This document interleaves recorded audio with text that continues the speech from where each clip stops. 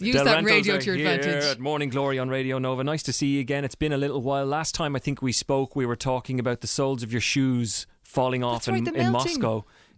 Walking on tarmac that took the soles off your shoes and stuff like that. Did that inspire anything? Did it ever inspire? It didn't. Well, it inspired us not to go back to Russia this time. No, that was you know yourself. You get tour stories as you go. The more you tour, the more things you kind of do. But yeah, we've had a year of adding more kind of good stories to that. So you're heading to the Toronto Festival of Beer very soon, so I can only imagine what stories are going to come out of that. Toronto Festival, you know, since when someone asks you to come and play a Toronto Festival of Beer, which is an Irish act to come and play the Toronto Festival of Beer. It's like, hold on, let's think about that no, we're there. Yeah, we're so going. Obviously, we argued on the basis of cultural kind of of course, cliches and things. Yes, so we're actually just going to go over and we're going to play the dry tent, and we're going to be handing out. We don't believe you. So there's a dry tent at a beer festival. That's kind of weird. You've done a lot of festivals here, though. You've done the Leopardstown and Rock Groove and those the kind of things. How did that go down this summer? Good. Really well, yeah. Both were. The Leopardstown thing is a cool experience because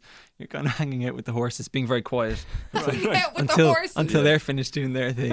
Our stable was actually was the same size as a lot of the main horses, so wow, we did very well. Made it. Yeah. Wow. We've come up in the world. Yeah, you know you've made it when there's a stable with your name on it. Here's your stable. Here you go, boys. And it was really good quality hay. Was it? Hey. Yeah, love it. And and Groove Festival was lovely. Kilruddery House is a beautiful place. So and it was a gorgeous day. We got really lucky because obviously Irish festivals, it's always you don't really know what you're going to get. But festivals must be hard to play because obviously if you're doing a headline gig, people are there to see you specifically. Festivals contain a lot of wanderers, people roaming around. People is checking everyone you paying out, attention is what I want to know. Yeah, but you have, I think like if you're like ourselves, I think we play around the country a good, but we do our own gigs, and with Night Becomes Light, we'll be coming soon to our third tour of it, which I don't think we can announce yet, but that'll be coming up. Give us an exclusive. Well, no, there's no exclusives to be given. I don't even know the details myself. No, you've just said that there's a tour.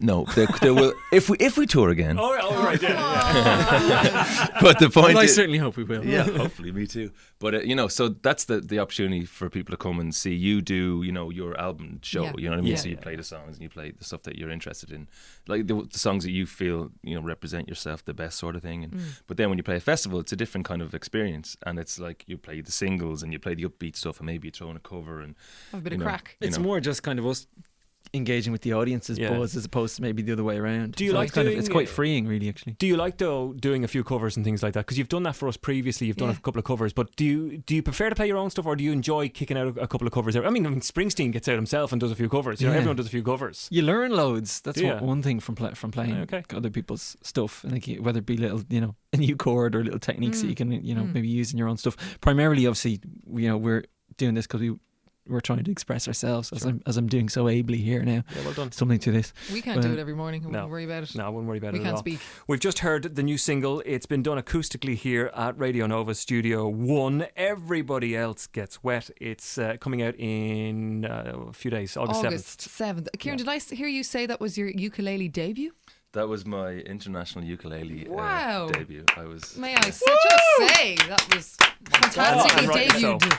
And rightly so. For the on the last album, we did an acoustic tour, and it was the first time we had we play the instruments you were kind of comfortable with playing or whatever. So suddenly we had to kind of expand, because we had to create sounds that weren't electric. Okay. So we needed, instead of having pads or keyboard sounds or whatever, you needed to find different kind of instruments. So we started playing harmoniums, and we started playing what's that thing? Cool, yeah.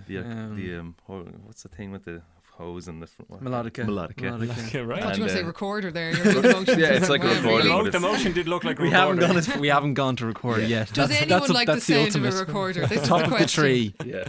Worst instrument ever. I'm sorry. I know. And then we learned the name of incredible it recording players. Actually, that's the second. The sound is all that matters. I follow you guys on Twitter, and every time I see a tweet, it seems to be more about football than anything else. Well, I think it'd be boring if all we did was tweet out chord positions and stuff. I think actually, do you know something?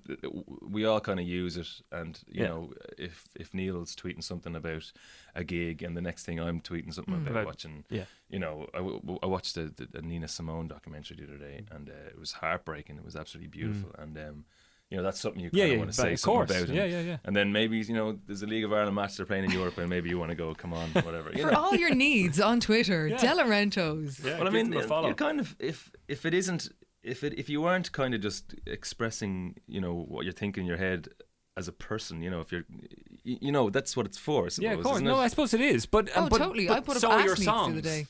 Yeah, ass meats. I got a label that said ass meats on it from a deli. It was meant to say assorted meats. So that's the kind of stuff I tweet about. Yeah. So that says more about me than Comedy D right there. Than anything.